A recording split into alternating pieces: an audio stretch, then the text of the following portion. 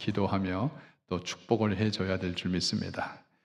자, 우리는 말씀을 같이 받도록 하겠습니다. 오늘 말씀은 창세기 39장 20절에서 23절 말씀, 우리 한 절씩 교독하도록 하겠습니다.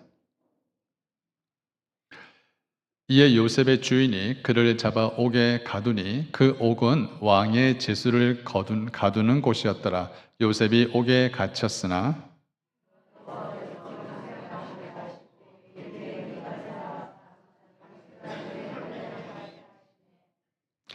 간수장이 옥중의 제수를 다 요셉의 손에 맡김으로 그 재반 사물을 요셉이 처리하고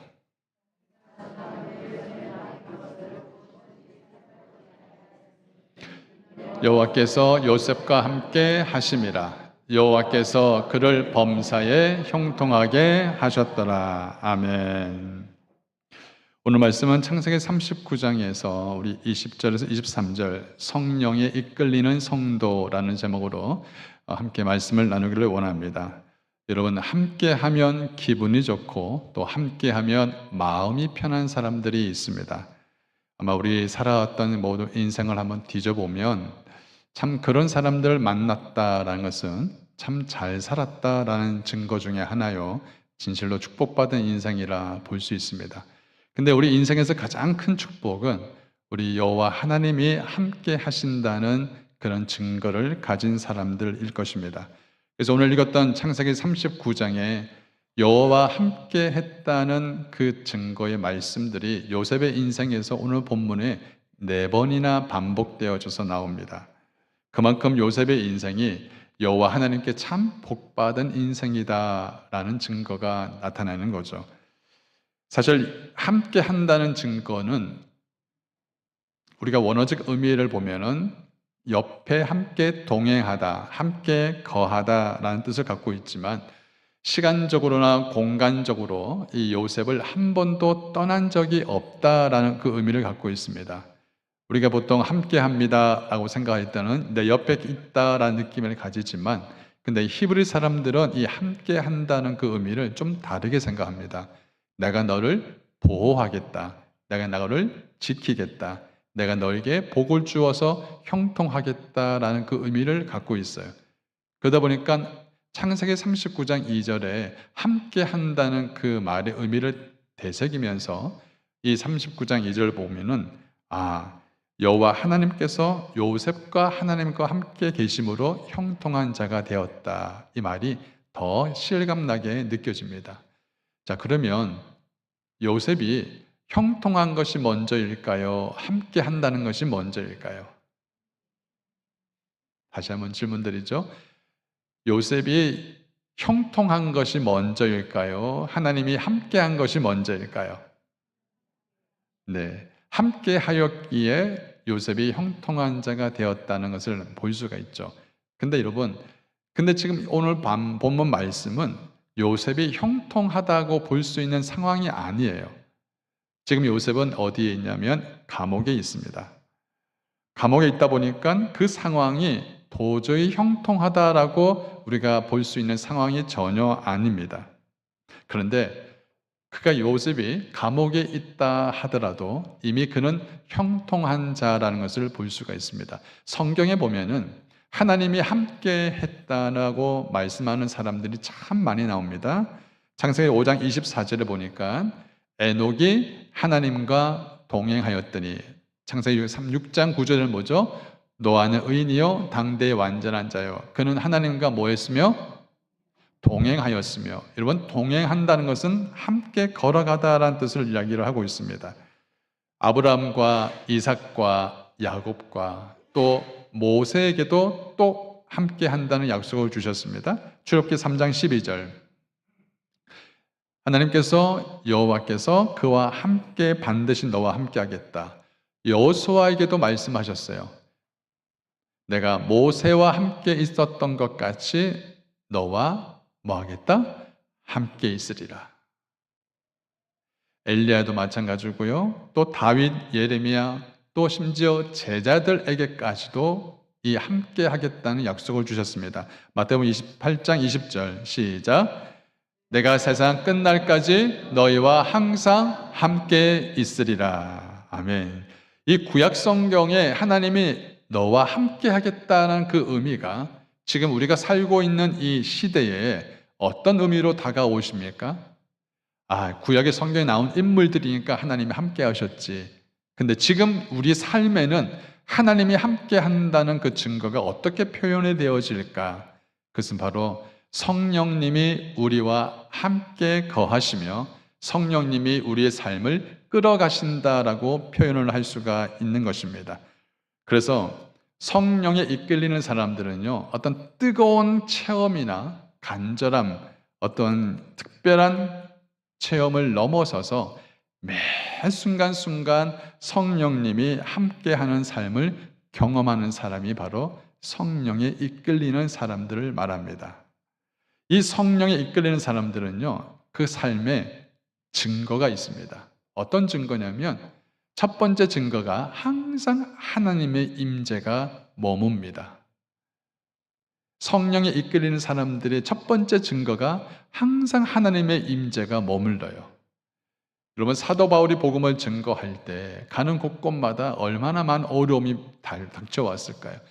매맞음도 당하고, 그리고 옥에 갇히는 경험도 하고, 그리고 심지어 사람들이 죽이려고까지 했는데, 그 사도 바울의 복음을 증거할 때마다 사도 바울이 늘 끊임없이 기도했던 첫 번째 기도 제목이 뭐냐? 하나님의 임재가 머물게 해 주옵소서. 이것이 그의 기도였습니다. 그래서 성령에 이끌리는 사람들을 보면 그의 삶 가운데 하나님의 임재가 있다는 것입니다. 여러분, 성령이 이끌리는 사람들 가운데는 이렇게 형통하고 만사가 착착착 잘 풀리는 그런 삶을 살았다라고 해석하지 않습니다. 오히려 형통하지 못한 자의 모습이 나타날 수 있다는 거예요. 차가운 감옥에서 죄수들과 함께 있는 그곳에서 하나님이 함께 한다? 형통하다고 볼 수 없는 상황이잖아요. 근데 여러분, 성경에는 이런 차가운 감옥에서도 하나님이 함께 하셨다는 증거가 많이 나와 있어요. 여러분, 예레미야 선지자 아실 겁니다. 그 예레미야 선지자도 감옥 같은 이 시위대의 그 틀 안에 갇혀 있었을 때 하나님의 음성을 들었습니다. 바울과 실라는 어땠습니까? 그 감옥 가운데서 하나님을 찬송하고 예배하면서 하나님의 놀라운 역사를 경험을 하죠. 옥문이 열리고, 그 옥문이 열리는 것 때문에 간수가 아예 자기가 그 모든 지켜야 할 죄수들을 지키지 못하게 해서 죽으려고 했을 때 오히려 사울과 바울과 실라는 그 간수에게 복음을 전하고 그 가족들이 다 구원을 받는 그런 놀라운 역사가 감옥에서 일어났죠. 베드로는 어떻습니까? 천사가 와서 옥문을 열어주고, 이런 가장 어두운 감옥임에도 불구하고 하나님이 함께 하셨다는 증거가 역력하게 드러나고 있다는 것입니다. 그럼 오늘 읽었던 우리 본문에 나와 있는 요셉은 지금 현재 이 요셉을 가만히 고찰을 해보면 그의 인생은 올라가는 인생이 아니라 내려가는 인생입니다. 짐승들을 잡으려고 쳐놓았던 그 구덩이 속에 떨어지게 되고, 그리고 짐승보다 못하게 취급받는 노예로 떨어지게 되고, 심지어 누명을 써서 감옥에까지 내려가는 그런 이 요셉의 인생은 올라가 본 적이 없는 인생, 철저하게 내려가는 인생이었습니다. 그런데 여러분 기억하십시오. 요셉이 누구와 함께하고 있었다고요? 하나님과 함께하고 있었다는 겁니다. 하나님과 함께하고 있었다는 인생, 그가 내려가는 인생이든 올라가는 인생이든, 그가 감옥에 있든 어디에 있든 하나님은 그가 어디에 있든지 함께 하심으로 하나님은 그를 형통한 자라고 말씀합니다. 사랑하는 성도님들, 요셉이 인생의 고난과 그 고통의 깊이가 더하면 더할수록 어떤 마음이 더 강해지냐면 하나님을 신뢰하고 하나님을 더 의지하는 그런 마음의 깊이가 더 깊어집니다. 꼭 기억하십시오. 고통의 깊이는 하나님을 신뢰하는 깊이와 비례합니다. 이것이 바로 성령에 이끌리는 성도의 모습인 것입니다. 성령에 이끌리는 성도는요, 자신의 문제의 삶에 어려움이 닥쳐올 때 낙심을 택하지 않고 기도를 택합니다. 성령에 이끌리는 성도는 유혹의 순간이 밀려올 때 죄를 취하지 않고 거룩을 택합니다. 성령에 이끌리는 성도는 자신의 문제에 막연함과 막막함이 앞뒤 좌우로 답이 없을 때 사람을 구하지 않고 하나님의 얼굴을 구하는 성도인 줄 믿습니다. 이런 성령에 이끌리는 성도들을 가만히 우리가 관찰해 보면 그가 처음부터 성령에 이끌렸느냐? 그렇지 않아요. 여러분, 성령에 이끌린다는 것은 철저하게 자신의 삶을 내려놓겠다는 결정의 선택을 하는 사람들인 것입니다. 한두 번 우리가 성령의 뜨거움을 맛봤다고, 그렇게 눈물 한 번 흘렸다고 사람이 바뀌어지던가요? 안 바뀌어집니다. 정말 변해야지 눈물 흘렸다고 변하는가? 그렇지 않더라고요. 우리가 추상적인 믿음을 갖고 있으면 그 믿음 가지고는 그 사람을 바꿀 수가 없습니다. 성령님의 그 깊은 은혜를 인하여서 철저히 가슴을 찢고 회개하고 하나님의 은혜를 경험하지 않고서는 바뀌어지지가 않더란 거죠. 하나님의 깊은 은혜를 경험하고 나니까 이제는 내 삶을 성령을 쫓아 살아야 되겠다라고 결단하기 시작합니다. 그래서 성령에 이끌리는 사람은 성령을 쫓아 살지 육체를 쫓아 살지 않는다는 것입니다. 그래서 성령을 이끌리는 사람들을 기도를 보면요, 막연하게 기도하지 않습니다. 하나님 이렇게 해주세요라고 하는 그런 막연한 그런 기도가 아니라 하나님이 내게 확실하게 응답을 하시는 분인다는 걸 믿고 드리는 확고한 믿음에 의해서 기도하기 때문에 그의 기도가 간절해집니다. 그리고 그 기도가 뜨거워지고 그 기도가 깊어지는 것입니다. 그래서 성령이 이끌리는 성도들은 철저하게 하나님 앞에서 모든 삶, 봉사를 할 때도요, 신실함이 있습니다. 그냥 대충 하다가 그만두는 사람이 없어요. 끝까지 성령에 이끌려서 하나님의 나라를 위해서 섬기는 사람. 사랑하는 성도님들, 저는 우리 온 성도분들이 철저하게 성령에 이끌리는 귀한 삶을 사시기를 주의 이름으로 축원합니다. 아멘. 우리 옆에 성도님들 말씀합시다. 성령에 이끌리는 축복이 있기를 바랍니다. 두 번째 증거가 뭐냐면 이해가 되지 않아도 하나님의 뜻에 순종을 한다는 것입니다. 지금 요셉을 많이 보시면은 자기의 의도와는 상관없이 외부에 의해서 이끌림을 당하는 그러한 삶이었어요. 그렇죠? 감옥에까지 내려가는 거. 하나님께서 감옥에까지 가라 해서 순종해서 요셉이 내려갔습니까? 요셉이 노예로 팔아라, 이제 노예로 갈 것이야 라고 해서 노예로 팔리겠습니다. 요셉이 자신의 의도와 상관없이 외부의 환경에 의해서 요셉은 철저하게 감옥까지 간 인생이죠. 우리 인생을 살다 보면 도저히 납득되지 않는 일들이 사실 일어납니다. 근데 여러분, 요셉은 원망했을까요? 자신의 그 내려가는 인생을 한탄하며 그렇게 남 탓하면서 요셉이 그렇게 삶을 살았을까요? 아니에요. 오히려 원치 않는 삶이 있어도 하나님의 그 뜻을 순종하려고 몸부림쳤던 삶이 바로 요셉이었습니다. 만약에 요셉이 자신의 그 인생을 비관하고 원망하고 한탄하면서 심지어 자신을 팔아먹었던 형들을 향하여서 그 안갚음을 자근자근 씹으면서 형들을 만나기만 해봐라, 이렇게 그렇게 마음을 품고 살았다면 요셉의 총리가 됐을 때 자기 형들을 보았을 때 아마 피바람이 났을 것입니다. 그런데 요셉은 그렇게 말하지 않습니다. 분명히 요셉은 압니다. 자기가 겪었던, 원튼 원치 않든 자기가 겪었던 수많은 어려움과 환경과 이런 상황들은 자신이 계획한 인생이 아니라 철저히 하나님이 자신의 인생을 주관하시고 끌어오셨다는 것을 요셉은 압니다. 그래서 여러분, 요셉은 이런 고백을 합니다. 창세기 45장 7절 8절 같이 큰 소리 읽겠습니다.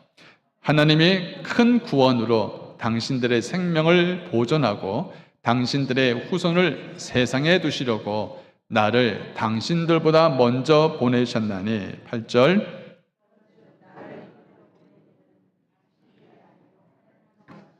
아멘. 나를 이리로 보내신 것은 당신들이 아닙니다. 하나님이 나를 이곳으로 보내셨습니다. 여러분, 원치 않는 인생이 일어날 때 요셉은 그 상황에서도 하나님의 뜻을 찾으려고 몸부림쳤던 사람입니다. 사랑하는 성도님들, 지금 내가 원치 않는 삶을 살아간다고 느껴지는 사람들이 있습니까? 혹 정말 하나님, 내가 지금 이 상황만큼은 벗어나고 싶습니다라고 하나님께 몸부림치고 싶은 그런 분들이 있으세요? 만약에 그런 사람들이 있다면 여러분의 인생이 상황이나 문제나 다른 사람들에 의해서 내 인생이 끌려가고 있다는 것을 아셔야 합니다. 생각지 못한 사고가 일어났어요.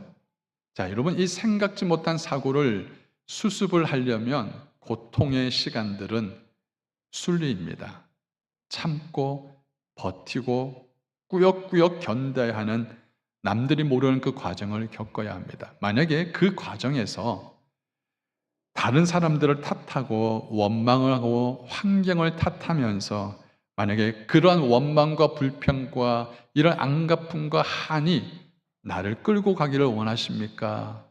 아니면 그 고통 가운데서도 하나님이 나를 버리지 않고 함께 하겠다는 그 말씀에 의해서 끌려가기를 원하십니까?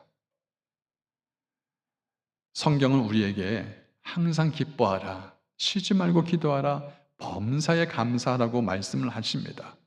그런데 여러분, 하나님, 지금 내가 감옥에 있는데 기뻐하라고요? 지금 내가 돈이 없어서 직원들 월급조차 주지 못할 상황 가운데 있는데 하나님 감사하라고요? 하나님, 입장을 한번 바꿔 생각을 해보십시오. 감사가 튀어나오는지, 내가 기도가 튀어나올 수 있는 상황인지 좀 제 마음을 좀 헤아려 주십시오라고 그렇게 내 마음을 토할 때가 있지 않습니까? 하나님이 함께 하신다는 증거는 어찌 보면은 형통할 때뿐 아니라 더 느껴질 수 있는 때는 가장 힘들고 어려울 때, 그때 내가 하나님의 뜻에 순종하겠다고 선택하는 겁니다. 하나님, 지금 내가 감사할 수 없는 상황인데 당신의 뜻에 순종하며 억지로라도 하나님 감사하겠습니다. 하나님, 내가 기도할 수 없는 상황인데 당신의 뜻에 순종하여 엎드리겠습니다. 이런 놀라운 주님의 믿음과 하나님의 뜻에 순종하는 삶을 선택하는 그런 귀한 성도가 되시기를 주 이름으로 축원합니다. 문제는 우리가 하나님의 뜻을 모르는 게 문제가 아니에요. 사랑해라, 압니다. 기도해라, 너무 잘 알고 있죠. 순종해라, 용서해라, 관용을 베풀라, 섬겨라, 여러분, 우리가 모르는 게 문제가 아니라 여러분, 사람들에게는 본성적으로 하나님의 뜻에 순종하고 싶지 않는 성품이 우리 안에 있습니다. 뭐냐면 사람들에게는 이 죄성이라는 것이 있어서 자기의 의와 감정이 있어서 하나님 뜻에 순종하고 싶지 않는 그런 아주 견고한 진을 갖고 있는 사람들이 우리 인간입니다. 자기 의가 강한 사람 있잖아요. 하나님 뜻에 순종하기 어렵습니다. 교만한 자 오히려 하나님 뜻에 거부합니다. 오히려 자기가 원하는 것과 자기가 바라고 있는 그 모든 욕구와 욕망을 따라가는 사람이고 세상을 쫓아가는 사람들입니다. 꼭 기억하십시오. 내가 무엇에 누군가의 순종을 하는지를, 그것은 지금 내가 어디에 이끌려가고 있는가를 정확하게 보여주는 지표입니다. 다시 한번요. 내가 지금 누구에게 아니면 무언가에 이끌려가고 있다는 것은 바로 그 무엇에게 내가 이끌리고 있는지 순종하고 있는지를 드러내는 증거라는 것입니다. 로마서 6장 16절 말씀을 봅시죠. 너희 자신을 종으로 내어주어 누구에게 순종하든지 그 순종함을 받는 자의 뭐가 되고 종이 되는 줄 너희가 알지 못하느냐. 혹 죄의 종이 되어 사망에 이르고 순종의 종이로 의에 이른다는 것입니다. 우리 인간은 타락 이후에 하나님의 뜻에 순종할 수 있는 그런 능력을 다 잃어버린 사람입니다. 이러면서 17장 9절 말씀에 만물보다 거짓되고 심히 부패한 것이 뭐다? 우리의 마음이라는 거예요. 로마서 8장 7절 말씀에 육신의 생각은 하나님과 뭐가 됩니까? 원수가 됩니다. 하나님의 법에 굴복할 수도 아니할 뿐 아니라 할 수도 없습니다. 그래서 여러분, 우리가 하나님의 뜻에 순종한다는 것은 철저하게 하나님이 함께 한다는 증거요, 성령의 이끌림을 받고 있다는 증거입니다. 다시 한번 말씀드리죠. 우리는 스스로는 순종할 수 있는 성품이 없어요. 그러한 신의 성품을 가진 자가 아닙니다. 그런데 하나님의 뜻에 순종하겠다는 것은 그 사람이 하나님의 뜻에 이끌리고 있다. 하나님의 뜻에 순종하는 것은 결국 성령님이 그 사람을 끌고 가고 있다는 증거라는 것입니다. 믿으십니까? 그래서 순종을 하기 위해서는 어떤 때는 내 자존심을 내려놔야 될 때가 있고요. 순종하기 위해서는 내 수많은 경력과 이력을 내려놓아야 될 때도 있습니다. 그래서 하나님께서 성령에 이끌리는 사람들을 세우기 위해서는요, 제일 먼저 하는 작업이 뭐냐면 철저하게 낮추시는 겁니다. 참 힘들죠. 사람이 올라갈 때는 한없이 올라가는데 내려갈 때는 한순간에 내려가는데 그것이 얼마나 힘든지는 경험해 본 사람들이 알아요. 왜 하나님께서 성령에 이끌리는 사람들을 왜 낮추시냐면 하나님은 교만한 자와 결코 함께 할 수 없기 때문입니다. 하나님은 가슴속에 원망과 분을 품고 사는 사람들과 함께 역사할 수 없습니다. 하나님은 겉과 속이 다른 위선적인 삶을 사는 사람한테 역사하지 않는다는 거예요. 하나님께서 자기를 낮추시는 것은요, 반드시 이유가 있습니다. 하나님은 우리를 겸손하게 만드시는 이유는 분명한 목적이 있습니다. 하나님은 하나님의 사람들로 세워서 당신이 하나님이 살아계신 그 역사를 보여주기 위해서 이 주도권을 이양하는 그 작업을 하신다는 것입니다. 철저하게 두 손 두 발 다 들어서 하나님, 내가 할 수 있는 게 하나도 없네요. 그때 우리에게 말씀하죠. 이제 알겠니? 내가 너의 인생의 참 주인이란다. 내가 너를 끝까지 함께하고 이제 내가 너의 인생을 주도하며 끌고 가겠다라고 그 메시지를 주기 위해서 철저하게 하나님은 낮추시고 엎드리게 만든다는 것입니다. 요셉의 인생이 바로 그런 인생 속이었습니다. 전혀 납득되지 않는 그런 인생임에도 철저하게 요셉은 자신의 모든 주도권을 하나님께 내어놓습니다. 여러분, 요셉이 착해서 형통한 자라고 절대 표현하지 않습니다. 성품이 좋아서 요셉이 하나님 앞에 복받았다? 결코 아닙니다. 철저하게 자신의 인생을, 주도권을 하나님께 먼저 내어드렸던 것입니다. 그래서 요셉은 노예로 팔렸을 때 시위대장 보디발의 집에 있었어도 자신의 주어진 그 일에 최선을 다하며 충성을 했어요. 비록 감옥에 있을지라도 그 감옥에서 맡겨진 그 일에 최선을 다해서 충성을 했습니다. 심지어 자기를 잡아서 죽이려 했던, 팔아버렸던 그 형들을 용서하겠다. 이건요, 하나님이 함께 하시지 않으면 결코 가질 수 없는 마음이에요. 이런 마음들은 자기가 갖고 싶은 마음, 스스로가 만들어낸 마음이 아니거든요. 하나님이 함께 하셨기 때문에 주시는 마음인 줄 믿습니다. 아멘. 사랑하는 성도님들, 하나님이 함께 하시면 우리가 순종의 삶을 살게 되고요, 우리가 성령에 이끌리는 삶을 살게 되면 말씀을 따라 사는 삶이 가능해집니다.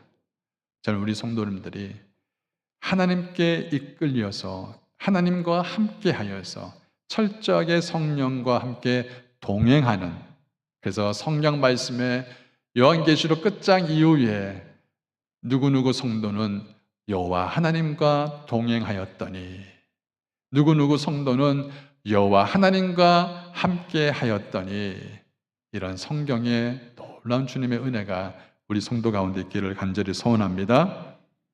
형통할 때나 어려울 때나 내가 부할 때나 내가 곤할 때나 언제 어느 때든지 더 하나님을 신뢰하고 성령의 임재가 내 안에 머물기를 간절히 기도하는 삶이 되시기를 주의 이름으로 축원합니다. 지금 여러분의 인생에서 하나님이 나와 함께 하셨다는 고백을 할 수 있으십니까? 지금 나의 살아왔던 전 인생에서 여호와 하나님이 나와 함께 하셨습니다라고 고백할 수 있으십니까? 혹 하나님이 나와 함께 하셨음에도 불구하고 내가 잘 인지하지 못한 채 살아왔을 수도 있습니다. 그렇다면 우리 이렇게 고백합시다. 한번 따라 하시겠습니까? 하나님, 하나님이 저와 함께 하셨기에 여기까지 올 수 있었습니다. 남은 삶도 성령에 이끌리는 삶을 살고 싶습니다. 기도합시다.